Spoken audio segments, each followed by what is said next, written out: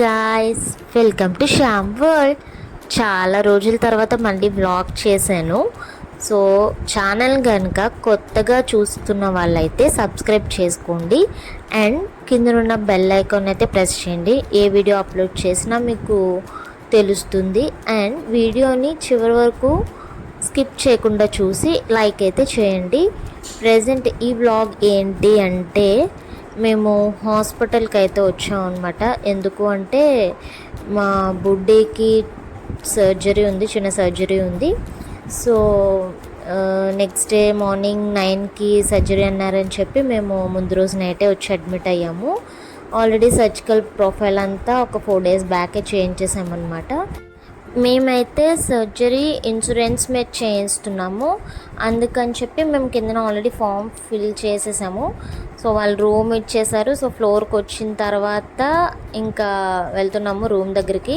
ఇంకా రూమ్ దగ్గరికి వెళ్ళినంత వరకు కూడా ఇంకా మా బుడ్డి అలా పట్టుకునే ఉంది. అసలు దానికి లోపల టెన్షన్ ఉంది. పైకి పాపం నవ్వుతుంది కానీ ఏం చేస్తారో ఏంటని ఉంది.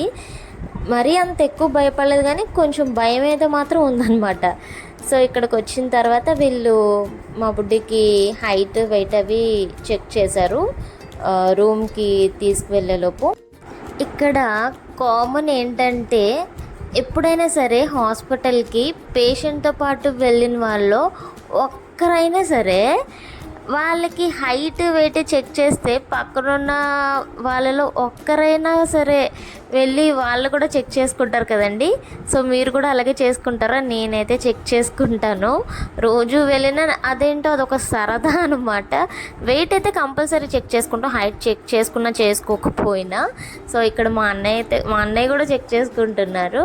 సో ఇది అయిపోయిన తర్వాత ఇంకా సిస్టర్ రూమ్ దగ్గరికి అయితే తీసుకెళ్తుంది.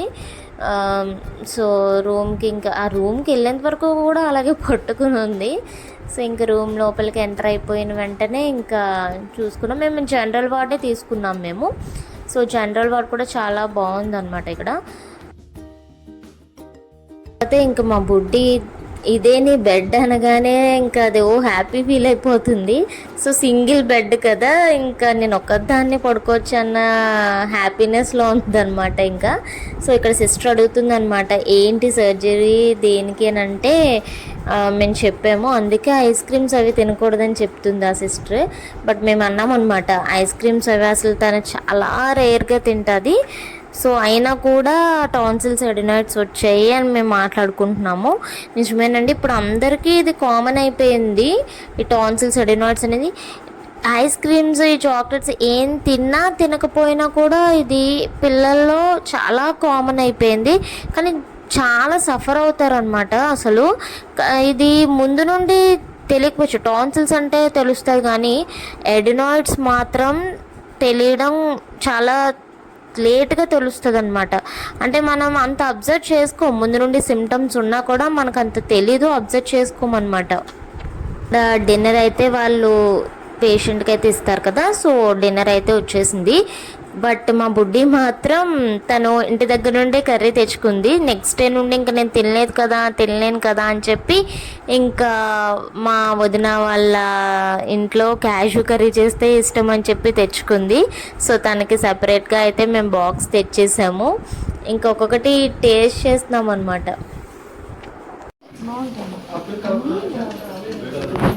పప్పు, దొండకాయ,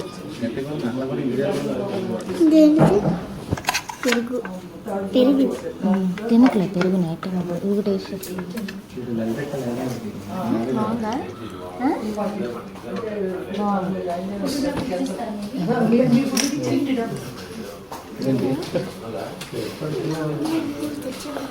పెడతాను. వేసేద్దాం, అందులో వేసేద్దాం. ఇక్కడ కర్రీ తెచ్చానని చెప్పాను కదా. సో తనకి సపరేట్గా తెచ్చిన రైస్ ఇంక తను తింటుంది. ఇక్కడ ఏం చేస్తున్నాం అనుకుంటున్నారా?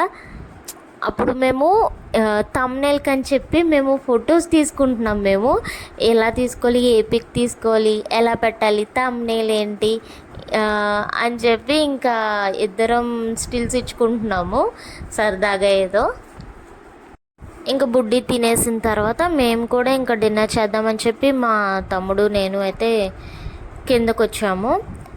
వెళ్తున్నాం కానీ మాకు కనిపించట్లేదు ఆ క్యాంటీన్ ఎక్కడుందో తెలియట్లేదు గాయ్స్. వెతుక్కుంటున్నాము. మొత్తం హాస్పిటల్ అంతా తిరిగేసాం కానీ క్యాంటీన్ కనిపించలేదు. ఫైనల్గా అయితే కనిపించింది. మేము ఆ క్యాంటీన్ వెతుక్కుంటూ ఐపీ బ్లాక్, ఆ బ్లాక్, ఈ బ్లాక్, అన్ని బ్లాక్స్కి తిరిగేసాం మేము. ఫైనల్గా అయితే కనిపించింది. సో అప్పుడు ఫుల్ వర్షం అనమాట. సో ఇంకా వాటర్లో ఆడుకుంటూ మొత్తానికి క్యాంటీన్కి అయితే వెళ్ళిపోయాం మేము. ఒక curry and sambar with rice. ఎలా తిన్నా చెప్పు. సాంబార్ రైస్ తీసుకోవాలి, సాంబార్లో ఒకసారి ముంచాలి, అలా నూరు తిరాలి, వేసేయాలి. New technique, Apollo technique. ఇంకా మా డిన్నర్ అయిపోయిన తర్వాత ఇంకా మేము బయటకైతే వచ్చేసాము. మళ్ళీ మా గోదావరిలో అడుగులు వేసుకుంటూ ఇంకా బయటకైతే వచ్చేసాము. ఇలా వచ్చి రాగానే మాకు ఎదురుగా మా మమ్మీ డాడీ కనిపించారు. సో మా మమ్మీ డాడీ కూడా వచ్చేసారు మా బుడ్డికి సర్జరీ అని చెప్పి. Bye bye, good night. Good night. Morning వచ్చేస్తాం, లేట్గా వస్తానులే.